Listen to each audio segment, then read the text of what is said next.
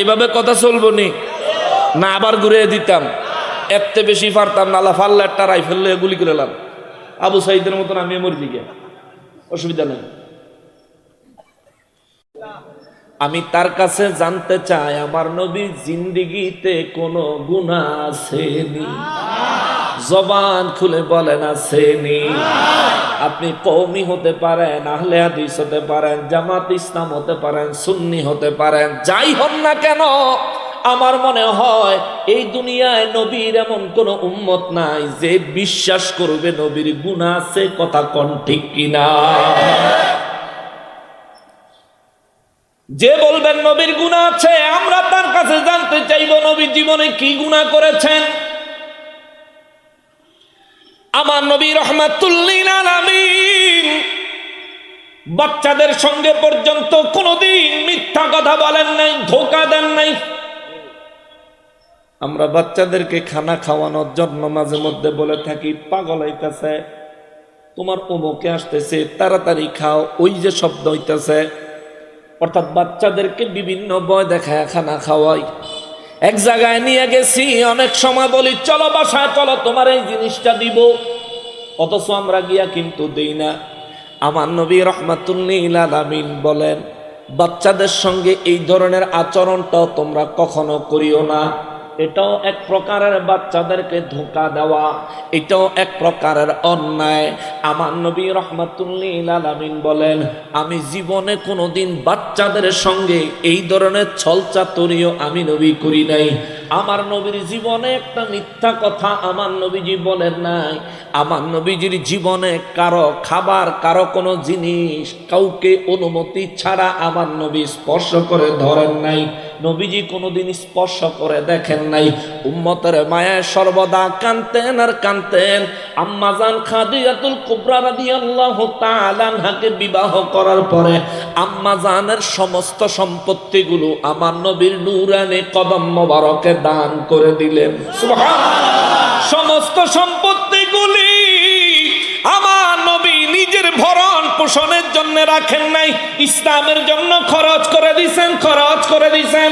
অথচ আমার এই নবী এমন সময় দেখা যাইতো 3 দিন না খায়া, এমন সময় দেখা যাইতো 7 দিন না খায়া, এমন সময় দেখা যাইতো মদিনা মুনাওয়ারায় সব আছে, নবী নেই, নবীর কোনো খবর নাই, নবীরে খুঁজা পাওয়া যায় না, খানার খবর নাই।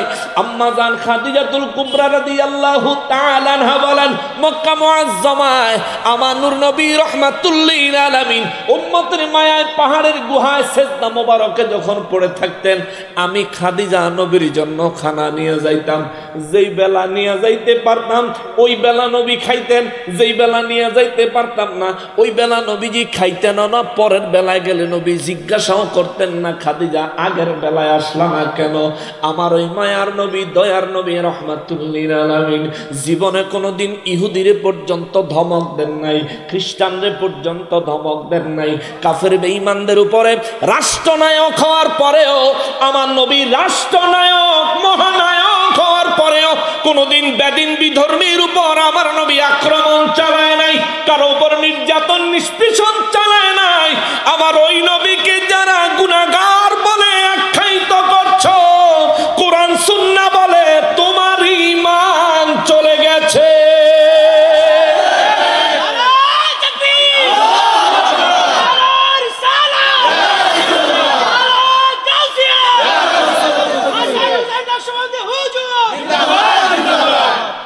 কেন বললাম এই কথাটা? কারণ হলো আমরা কালিমার মধ্যে বলি আমানতু বিল্লাহি ওয়া মালাইকাতিহি ওয়া কুতুবিহি ওয়া রুসুলিহি, আমি ঈমান আনলাম আল্লাহর উপর পরিপূর্ণ, ঈমান আনলাম ফেরেশতাদের উপরে পরিপূর্ণ, ঈমান আনলাম আসমানি কিতাবগুলির উপরে পরিপূর্ণ, ঈমান আনলাম আল্লাহর রাসূলদের উপরে পরিপূর্ণ।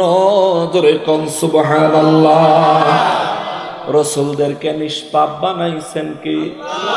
নবীদেরকে নিষ্পাপ বানাইছেন কে? সমস্ত মুফাসসিরিনে কেরাম মুহাদ্দিসিনে কেরামেরা বলেন আল আম্বিয়া ও আহিয়াউন ফি কুবুরিহিম ইউসাল্লুন, সমস্ত নবীরা, সমস্ত মুফাসসিরিনে কেরাম, মুহাদ্দিসিনে কিরামেরা সমস্ত নবীদের ব্যাপারে তারা আবার বলেন আল আম্বিয়া ও মাসুমুন, সমস্ত নবীরা হচ্ছে মাসুম, তাদের কোনো গুনাহ নাই, গুনাহ নাই। কওমির হুজুরে জিগাইবেন এই কথা একই কইব, জামাতের হুজুরে জিগাইবেন এই ইবারত একই কইব। আমরা সুন্নি, আমরা তো একই কথা বলি। যদি সমস্ত নবীরা গুনাহ থেকে মাসুম হয়, আল্লাহ যদি তাদেরকে গুনাহ থেকে মুক্ত করে থাকেন, সমস্ত নবীর চাইতে আমার নবীর গুরুত্ব আল্লাহর কাছে কম না বেশি? জোরে বলেন, কম না বেশি? সমস্ত নবীরা যেমন মাসুম, তার থেকে অনেক অনেক অনেক বেশি মাসুম আমার নবীকে বানাইছেন কে? আকলের দরকার আছে বাবারে। এই কথাটা কেন আল্লাহ? আমার নবী রাহমাতুল লিল আলামিনের কোনো গুনাহ ছিল না, কোনো গুনাহ ছিল না। আল্লাহ কোরআনুল কারীমে বলেন ওয়াল্লাহু, নিজের নাম ধরে আল্লাহ নিজেই বলেন ওয়াল্লাহু, আর আমি আল্লাহ ইউরিদু আন ইয়াতুবা আলাইকুম, আমি আল্লাহ চাই তোমাদের তওবাগুলো কবুল করতে। আমার নবীর জীবনে কোনো গুনাহ ছিল না, কিন্তু আমার নবীর হাদিসে মোবারক থেকে জানা যায় আমার নবী দিনে কমপক্ষে 70 বার, অনেক সময় দিনে 100 বারও আমার নবী নিজে তাওবা করতেন। জোরে বলেন সুবহানাল্লাহ। এখন এই জায়গায় কেউ যদি বলে নবীর গুনাহ না থাকলে নবী তাওবা করতেন কেন? নাউজুবিল্লাহ। বলতেই পারে, কারণ যে ব্যক্তির উদ্দেশ্য শুধু নবীর সম্মানে আঘাত করা, তার দ্বারা যে কোনো কথা নবীর শানে বলা সম্ভব। কথা বলেন ঠিক কিনা? বলতেই পারে, কথা আসতেই পারে।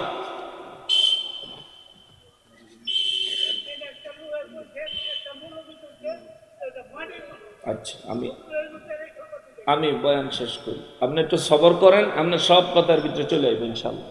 আর স্টেজে কেউ আর উঠানামা করেন না। হ্যাঁ, এই যে মানুষগুলো, বাবা কথা কেন না, আমি কথা বলতেছি, মানুষগুলো যেমনি বইছে নীরবে, আমরা একটু তাদের উপর দয়া করি। কারণ এরা সবাই দিকে তাকায় রয়েছে, স্টেজে একজন নড়াচড়া হইলে এনাদের মনোযোগটা নষ্ট হয়ে যাবে। হ্যাঁ, একটু দয়া করে কেউ নামবেন না, আর নতুন করে কেউ স্টেজে উঠতেন না। মুসলমানের আরে, আমার পেয়ারা নবীর উম্মতের আরে, এখন আপনি যদি প্রশ্ন করেন হুজুর নবীর যদি গুনাহ না থাকে নবীজি দৈনিক তওবা করলেন কেন? এই প্রশ্ন আম্মা জান আয়েশা সিদ্দিকা রাদিয়াল্লাহু তাআলা আনহা আমার নবী রাহমাতুল লিল আলামিনকে করেছেন। নবী গো, আল্লাহ রাব্বুল ইজ্জাত ঘোষণা দিয়েছেন আপনার অতীতে কোনো গুনাহ নাই, বর্তমানেও আপনার কোনো গুনাহ নাই, ভবিষ্যতেও আপনার দ্বারা কোনো গুনাহ হবে না। আল্লাহ ঘোষণা দিয়েছেন, কেননা সব ধরনের গুনাহ থেকে আপনাকে হেফাজত করেছেন কে?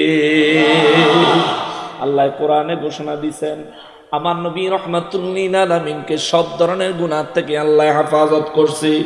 যারে আমার আল্লাহ গুনাহ থেকে হেফাজত করে, সে ইচ্ছা করলেও কি তার দ্বারা গুনাহ করা সম্ভব? বলেন সম্ভব? যারে আমার আল্লাহ হেফাজত করে, যাকে আমার আল্লাহ নিজে গুনাহ থেকে হেফাজত করেছেন বলে দলিল দিয়েছেন, ঘোষণা দিয়েছেন, আমার ওই নূর নবী রাহমাতুল লিল আলামিনের দ্বারা গুনাহ সংগঠিত হওয়া সম্ভব নয়। আর আমার নবী নিজেও কখনোই গুনাহ করবেন না। কিন্তু আম্মা জান আয়েশা সিদ্দিকা রাদিয়াল্লাহু তাআলা আনহা আমার নবী রাহমাতুল লিল আলামিনকে একদিন দেখলেন, আমার নবী এশা নামাজ পড়ে 2 রাকাত নামাজে দাঁড়ায় গেলেন। 1 রাকাতে 15 পারা কোরআন শরীফ তেলাওয়াত করে খতম করে দেয়, আর 1 রাকাতে আবার 15 পারা কোরআন শরীফ তেলাওয়াত করে 2 রাকাত নামাজে আমার নবী পুরা কোরআন শরীফ তেলাওয়াত করে খতম করে দেয়। সুবহানাল্লাহ। আম্মা জান আয়েশা সিদ্দিকা রাদিয়াল্লাহু তাআলা আনহা আমার নূর নবী রাহমাতুল লিল আলামিনের নুরানি কদম মোবারক গুলির দিকে তাকায়া দেখে আমার নবীর কদম মোবারক গুলি ফুলে গেছে। নবীজি নামাজে যখন তাশাহুদের বৈঠকে নবী যখন বসে, নবীজির পা মোবারকের চামড়া মোবারক গুলি অনেক টান টান হয়ে যায়। পা মোবারক দেখলে বোঝা যায় অনেক কষ্ট হচ্ছে আমার নবীজি। আম্মা জান আয়েশা সিদ্দিকা রাদিয়াল্লাহু তাআলা আনহা একটা পাত্রের মধ্যে একটু গরম পানি লইয়া নবীজির পিছনে দাঁড়ায় থাকতেন। আমার নবীজি সালাম ফিরাইলে নবীজির ছোট্ট একটা চৌকি ছিল, চৌকিটা আগায়া দিতেন। আমার নবীজির চৌকির মধ্যে বসতেন। আমার নবীজির কদম মোবারক আম্মা জান আয়েশা সিদ্দিকা রাদিয়াল্লাহু তাআলা আনহা নিজের লম্বা লম্বা চুলগুলি খুলে ওই গরম পানির মধ্যে ভিজায়া অল্প অল্প করে নূর নবী রহমাতুল্লিল আলামিনের কদম মোবারকে মাসেহ করে দিতেন। আম্মা জান আয়েশা সিদ্দিকা রাদিয়াল্লাহু দয়াল নবীজির কদম মোবারক যখন মাসেহ করে দিতেন, আম্মা জান জর্জর করে শুধু কাঁদতেন আর কাঁদতেন। আমার নবীর দিকে চেহারা ঘুরাইতেন না। নবী যদি দেখে আমি আয়েশা কাঁদতেছি, নবী যদি দেখা কষ্ট পায়। কারণ আমার নবী সমস্ত বিবিদের মধ্যে আমি আয়েশাকে অন্যরকম পছন্দ করেন। আম্মা জান এই জন্য চেহারাটা লুকায়া লুকায়া কান্দে। আমার নবীজি আম্মা জানের চেহারা মোবারক ঘুরে কয়, আয়েশা কান্দোস কেন? আয়েশা রাদিয়াল্লাহু তাআলা আনহা কয়, নবী গো, ও নবী, আল্লাহ তো আপনার জীবনে কোনো গুনাহ রাখেন নাই, গুনাহ আপনার দ্বারা সংগঠিত হওয়া সম্ভব না। আল্লাহ ঘোষণা দিয়েছে আপনার অতীতে কোনো গুনাহ নাই, বর্তমানে আপনার দ্বারা কোনো গুনাহ সংগঠিত হয় নাই, এবং পরবর্তীতে ভবিষ্যৎ আপনার দ্বারা কোনো গুনাহ সংগঠিত হবে না। আল্লাহ আপনাকে হেফাজত করেছেন। তবে রাত ভরে এত নামাজ কেন? রাত ভরে এত কষ্ট কেন? ও নবী, নবী গো, রাত ভরে এত নামাজ, রাত ভরে এত কষ্ট, দিনভর তওবা আর তওবা। ইয়া রাসূলুল্লাহ, নবী গো, কেন এত কষ্ট করেন কেন? আমার দয়াল নবী রহমাতুল্লিল আলামিন দুই চোখের পানি ঝরঝর করে চাইরা দিয়া কয়, আয়েশা রে, দুনিয়ার মানুষ রাত হলে বিছানায় আরাম করে রে আয়েশা। আমারও তো মনে চায় রাত হলে বিছানায় আরাম করি। আমি নবী যখন বিছানায় যায় পিঠ লাগাই, আর আমার গুনাহগার উম্মতের কথা যখন মনে হয়,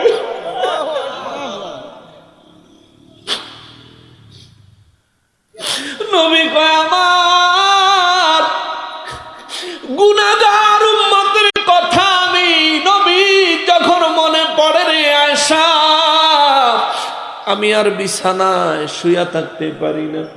আমি নবী রহমাতুল্লিল আলামিন সঙ্গে সঙ্গে বিছানার থেকে উঠে নামাজে দাঁড়ায় যাই। আম্মা জান আয়েশা সিদ্দিকা রাদিয়াল্লাহু তাআলা আনহা বলেন, নবী গো, ও নবী, তাইলে এই নামাজই তওবা কি উম্মতের জন্য? আমার নবী বলেন, হ্যাঁ, এগুলো উম্মতের জন্য। আম্মা জান আয়েশা সিদ্দিকা রাদিয়াল্লাহু কয়, নবী গো, এই নামাজ এবং তওবার বিনিময় আল্লাহ তার উম্মতের কি দিবে গো নবীজি? আমার নবী কয়, আয়েশা, আমার আল্লাহ আমার সাথে ওয়াদা দিছে, আমার গুনাহগার উম্মতগুলি যারা ঈমান নিয়ে আমি জানে নেকের পাল্লা গুনাহের পাল্লায় নেকি এবং গুনাহ উঠাইয়া দিয়া দাঁড়াবে।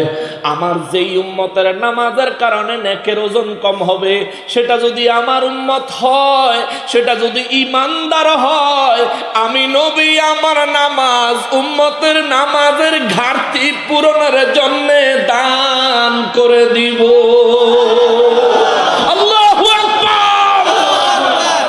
ওই মায়ার নবী, দয়ার নবী রহমাতুল্লিল আলামিন বলেন, আয়েশা রে, হাসরের ময়দানে আমার রব্বুল ইজ্জাত যখন আমার কোন উম্মতের পাকড়াও করবে, গুনাহ তো করেছো, তাওবা তো করো নাই, গুনাহ তো করেছো, ইস্তেগফার তো করো নাই, গুনাহ তো করেছো, আমার কাছে আত্মসমর্পণ তো করো নাই।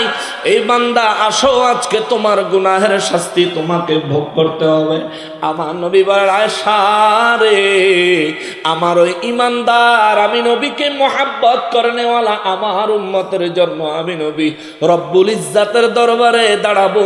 আমার তওবা থেকে যতগুলো তওবা আমার উম্মতকে দিলে আল্লাহ তারা নাজাত দিবে, আমি নবীর ততগুলো তওবা আমার উম্মতের জন্য দান করে দিব।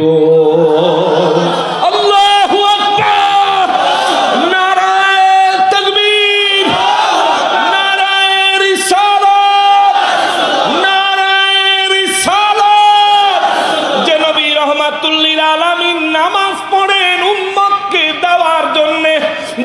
রহমাতুল লিল আলামিন তওবা করেন উম্মতকে বাঁচানোর জন্য।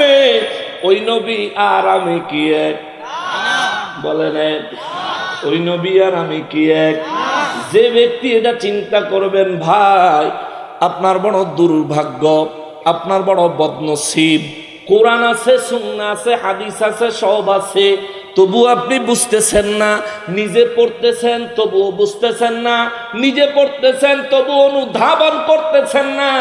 আপনাদের সম্পর্কে আমার আল্লাহ কোরআনুল কারীমে 1450 বছর আগেই বলে রাখছেন, ইউদিল্লু বিহি কাসীরা, এই কোরআন পড়ে অধিকাংশ মানুষ গুমরাহ হবে, ওয়ায়াহদি বিহি কাসীরা, আল্লাহ বলেন অধিকাংশ মানুষ কোরআন পড়ে হেদায়েত হবে।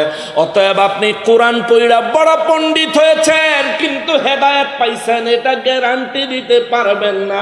নবীর সাথে প্রেমের সম্পর্ক যদি ভালো হয়, বুঝানেন আপনি কোরআন পড়ে হেদায়েত পেয়েছেন।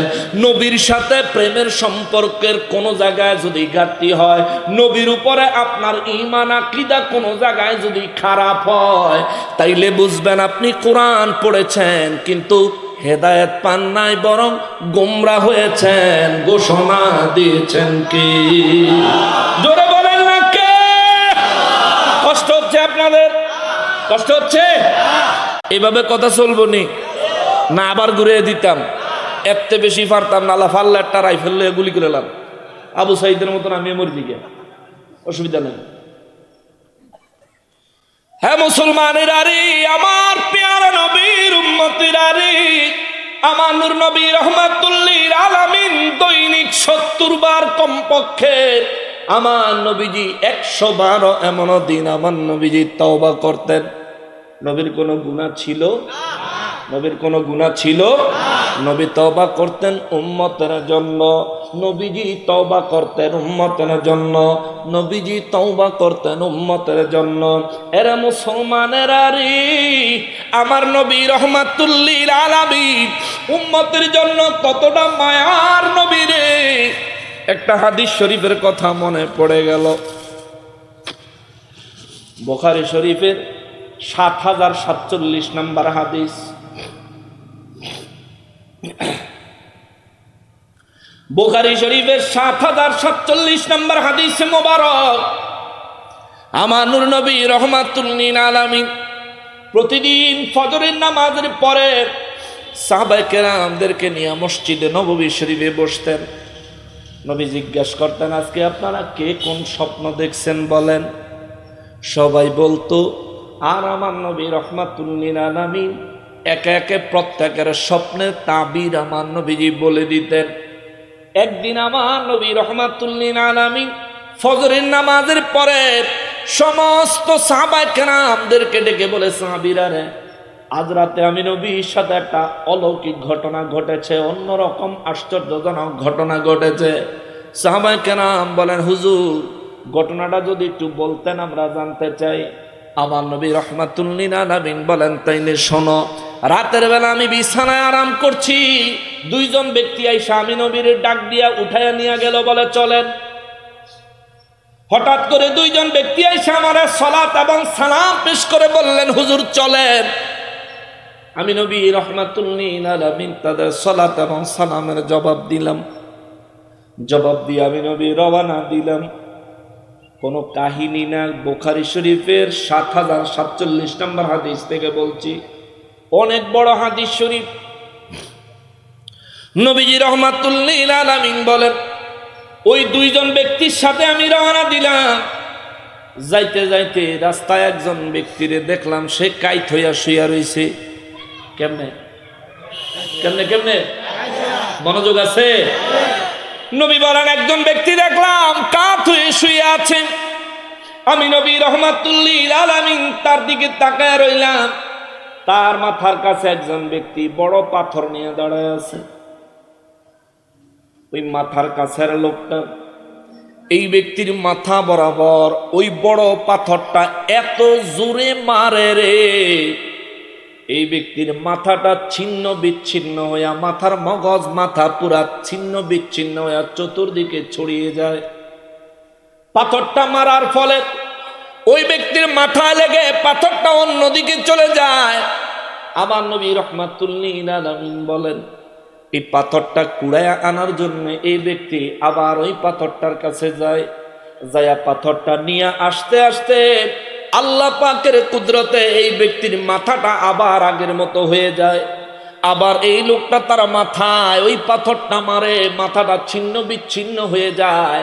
আবার পাথর কুড়াইয়া আনে, আবার মাথা আগের মতো তৈরি হয়ে যায়। আমি দেখলাম এইভাবে চলতেছে একের পরে।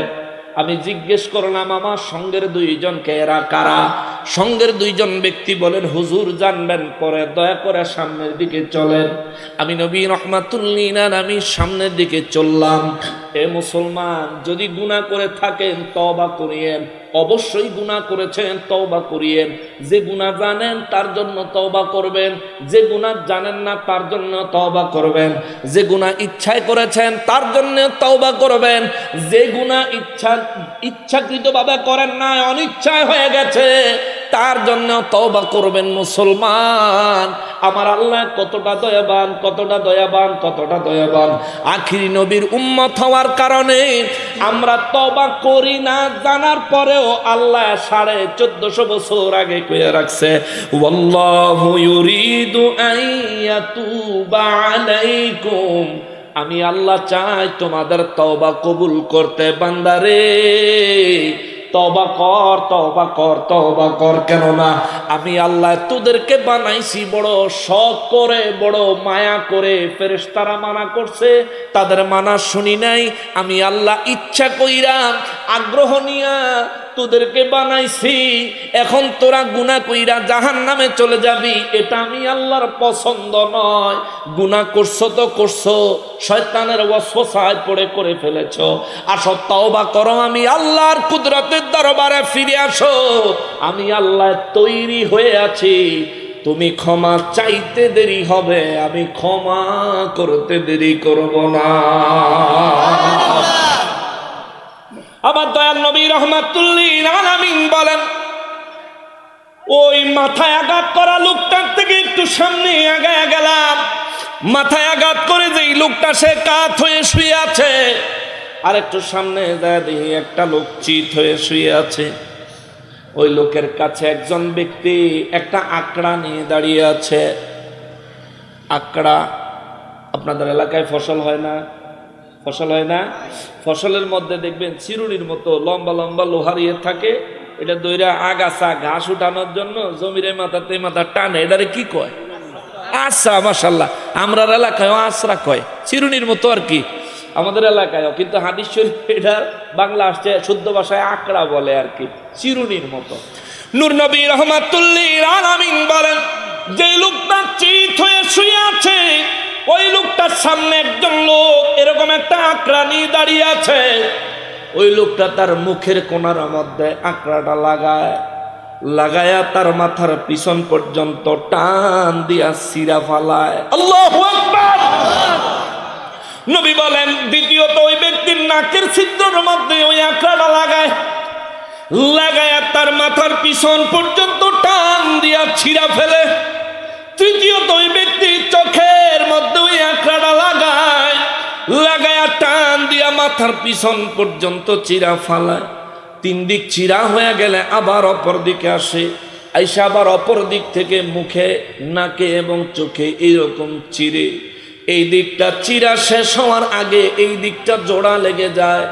আবার এই দিকে আসে, এই দিক থেকে আবার চিরা শুরু করলে এই দিক জোড়া লেগে যায়।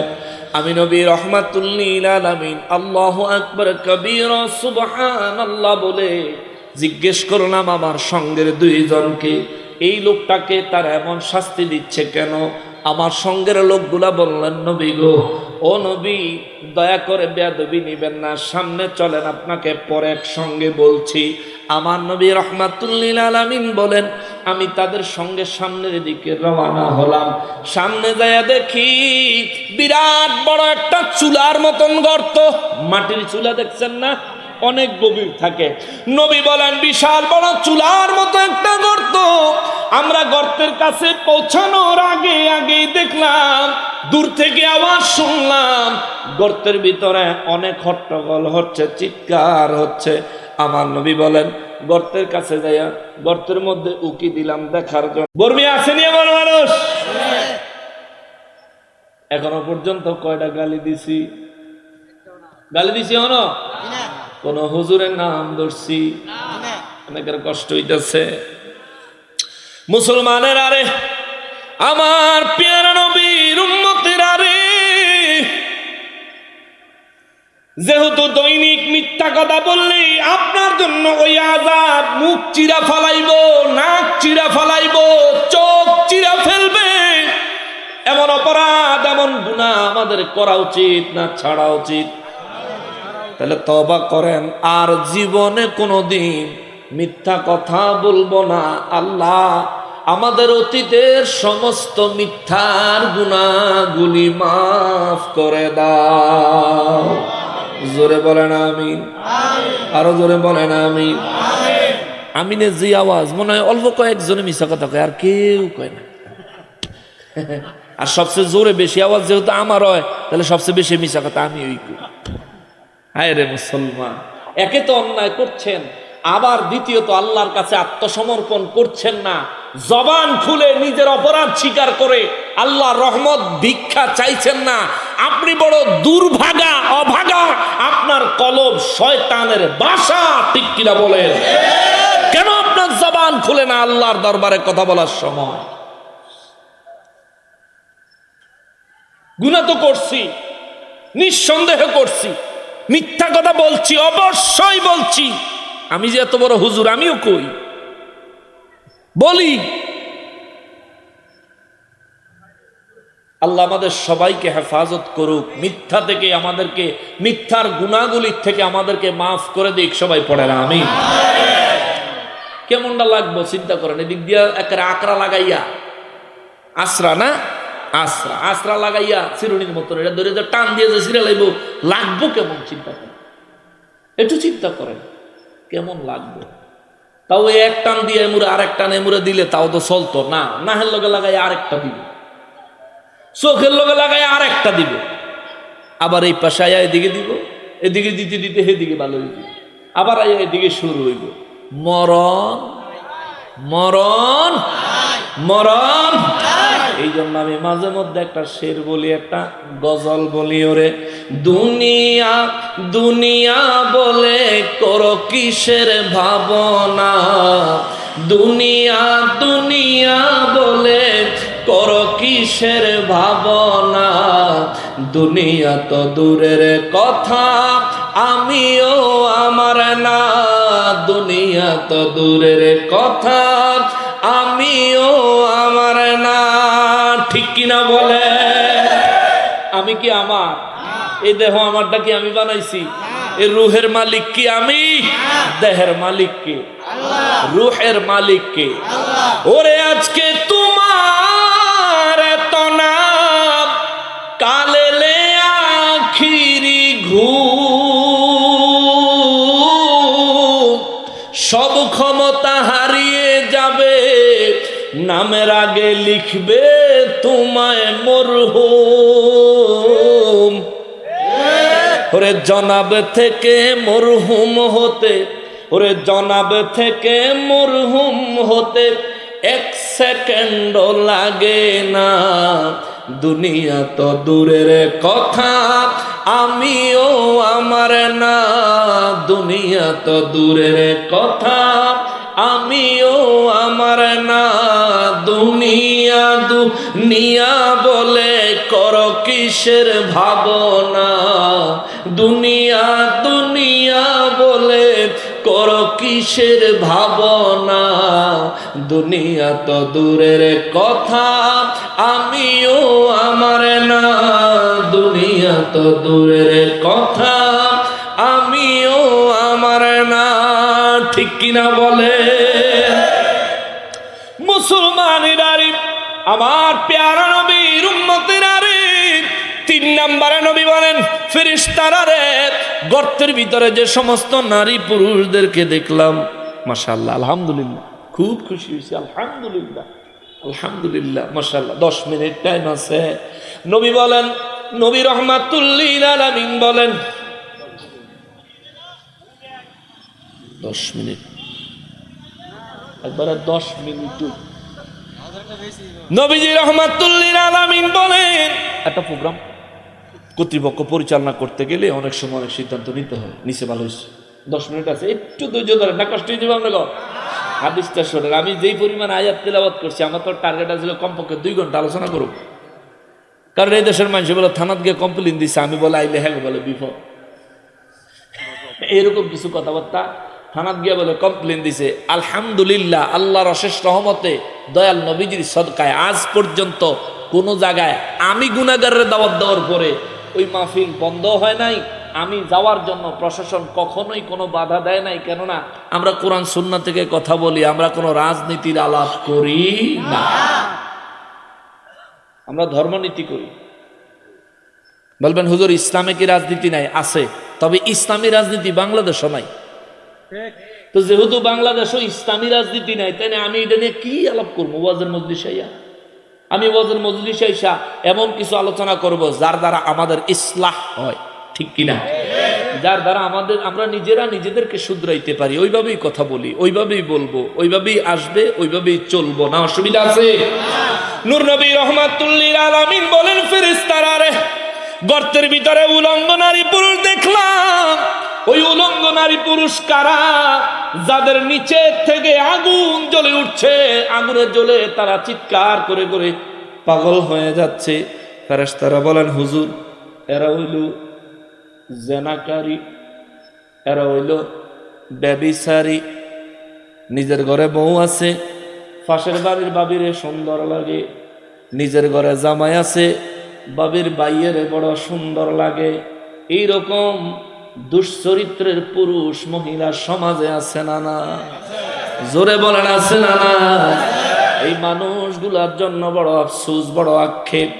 মৃত্যুর পরে আপনার জন্য অপেক্ষা করছে জাহান্নামের গুহা, জাহান্নামের গর্ত, যেখানে গায়ে কাপড় থাকবে না, আগুনে জ্বলবেন আর জ্বলবেন, সাহায্যকারী কাউকে পাবেন না, পাবেন না, পাবেন না। আমার নবী রাহমাতুল লিল আলামিন বলেন, সাহাবীরা রে, গত রাতে আমাকে নিয়ে ফেরেশতারা যেই দৃশ্যগুলো দেখাইছে, আমার উম্মতের খবর দিও, তারা যেন জিনার গুনাহে পদার্পণ না করে। আমার উম্মতের খবর দিও, মিথ্যা কথার প্রবণতা তারা যেন না দেখায়, মিথ্যা বলার অভ্যাস তারা যেন না করে। কেননা মিথ্যা হলো সমস্ত পাপের জননী, সমস্ত পাপের মা হলো মিথ্যা, মিথ্যা, মিথ্যা। আমার নবী বলেন, উম্মতের খবর দিও রে সাহাবীরা, আমার উম্মত যেন নামাজ ত্যাগ না করে, সময় মতন যাতে নামাজ আদায় করে। আমার উম্মতের খবর দিও, তারা যেন আল্লাহর কালাম যে যেটুকু মুখস্থ করেছে এটা যেন ভুলে না যায়, এটার যেন চর্চা রাখে, সে যেন মুখস্থ রাখে। যেটুকু জানে ওইটুকু সম্পর্কে বুঝার চেষ্টা তারা করতে বলবা, নইলে বিপদের কোনো সীমা থাকবে না, সীমা থাকবে না। আমার নবী রাহমাতুল লিল আলামিন কয়, ফেরেশতারা রে, ও ফেরেশতারা, যেই মানুষটারে দেখলাম রক্তের মতো সমুদ্রের মধ্যে সাঁতার কাটে, কিন্তু নদীর পারে একজন লোক দাঁড়ায় রয়েছে বড় পাথর নিয়া, সাঁতার কাটতে কাটতে নদীর কিনারে আইসা ওই মানুষটা হাঁ করে বড় করে, আর ওই লোকটা বিশাল বড় পাথর তার মুখে ঢুকাইয়া দেয়। আবার এই লোকটা সমস্ত সমুদ্র সাঁতার কাটতে থাকে, সাঁতার কাটতে থাকে, আবার ফিরে আসে, তার মুখে আবারও বড় পাথর ঢুকাইয়া দেয়। ও ফেরেশতারা রে, ওই মানুষটাকে, ওই মানুষটাকে। ফেরেশতারা কয়, হুজুর এটা হইল সুদখোর। কি খোর? কি খোর? বর্মি নাই? নাই?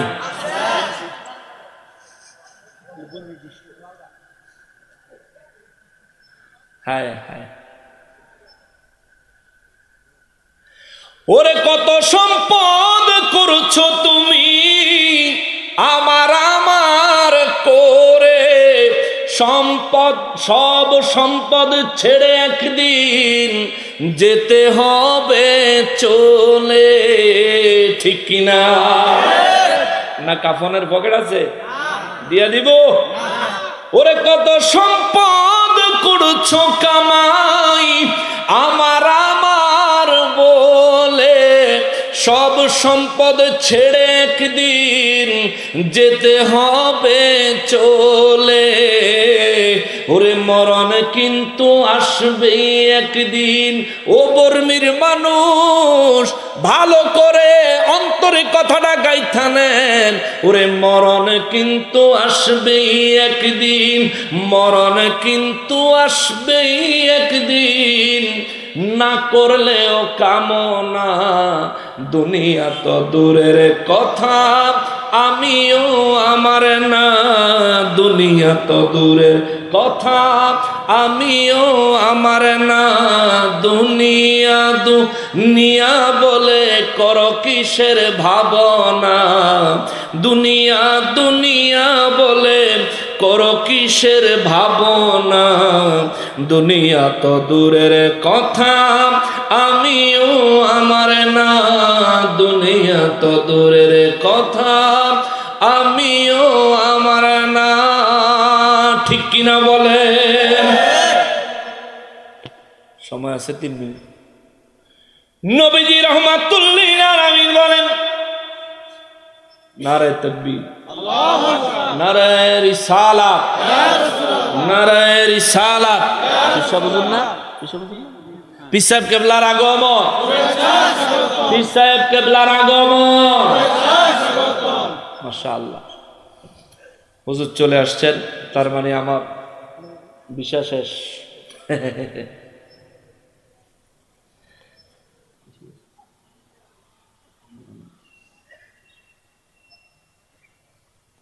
এখন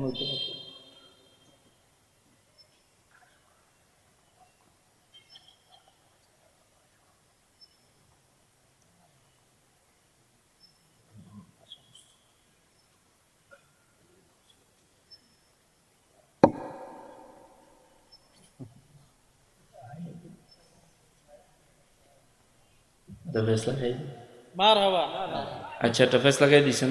আচ্ছা, না ফেস লাগায় নাই হুজুরে। মাহফিলের জন্য আপনাদের কাছ থেকে কিছু অনুদান গ্রহণের জন্য বিশেষ করে অনুরোধ করছেন। আর অনুদান চাইলে কি আপনারা উঠা ধরবেন? গাজীপুর যত মাহফিলে আইছি কালেকশন করলে মানুষের দিছে বা না দিছে, কিন্তু একেবারে উঠটা বাজ্যে থেকে দেখি নাই। এই জায়গাতে আশা করি তার